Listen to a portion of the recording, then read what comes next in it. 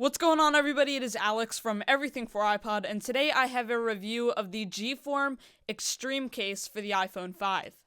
G-Form is known for making pretty protective accessories for electronic devices as well as for your body parts, but this is really supposed to provide a lot of protection to your phone while keeping it kind of on the slimmer side as well as looking really sweet. So as you can see, the case comes in two parts, an inner shell made out of what seems like a TPU material, as well as the outer shell, which actually has two pieces to it. One is glued into the other. Let's take a closer look at the outer shell. You can see it's made out of a plastic material, as well as on the inside there's this softer lining called Puron XRD. And this stuff is squishy, you can squeeze it down, it kind of feels like foam. It comes back to its original state, and it's supposed to harden on impact.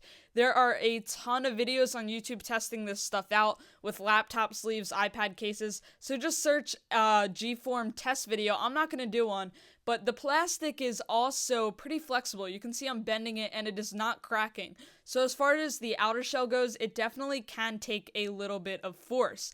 Now for the inner shell, it is made out of kind of what seems like TPU.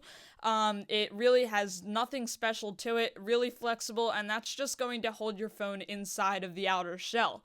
The outer shell comes in a few different colors. You can check them out on G-Form's website. However, when you buy the case, you get 3 inner fittings. I have the red, black, and gray. I'm not really sure if the colors change depending on what color outer shell you get, but personally, I like the red the best with the red case. I'm going to go ahead and install the case. Just throw button side in first in the inner shell and then into the outer shell. And as you can see, it fits in my hand very well. Feels very nice. I do have a tempered glass screen protector on my phone, and I have had no issues with that.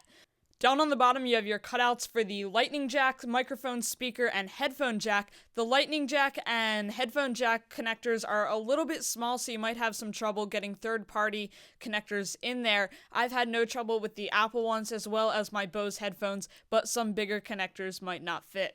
On the side of the case, you have volume buttons, which are very tactile. They work very well as your sleep-wake switch, very easy to access. However, on the top, your sleep-wake button is very hard to press. When I first got the case, it was pretty much impossible to press that button. Very annoying, but since then, I've kind of worked it in a little bit, but it is still does require a little bit of force to press it. Definitely a lot more force than with most cases, which is definitely a major setback.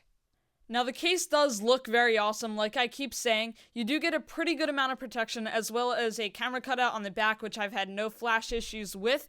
Overall, I really love the look of this case. It is one of the nicest looking cases I've ever seen, and you do get a ton of protection having that Puron XRD material on the sides, corners, as well as the entire back. You do get a lay on the table design, however there's no screen protector included, which I'm a little bit disappointed about considering the case is $40. So is it worth $40? Personally, I don't think so. If the sleep-wake button does require a lot of force, I don't think a case is really worth it. I think that one of the two most important buttons on the phone shouldn't be obstructed at all. And for me, this case, it just makes it a little bit harder to use, and I personally am not a huge fan of it. So if you do like the design, maybe you can deal with it.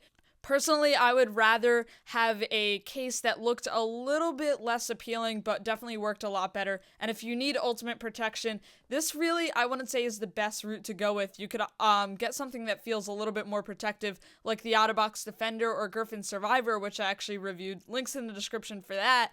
But those seem a little bit more protective than this case.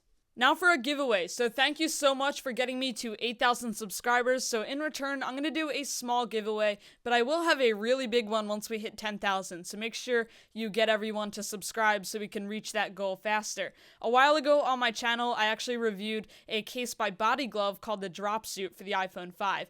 Now, because I hit 8,000 subscribers, Body Glove was nice enough to send another one over for the iPhone 4 and 4S. It's really simple if you want to enter. Just be subscribed to my channel, as well as comment down below saying what types of videos you like best. Whether it's unboxings, reviews, tutorials, or something else, just let me know what you like best so I know.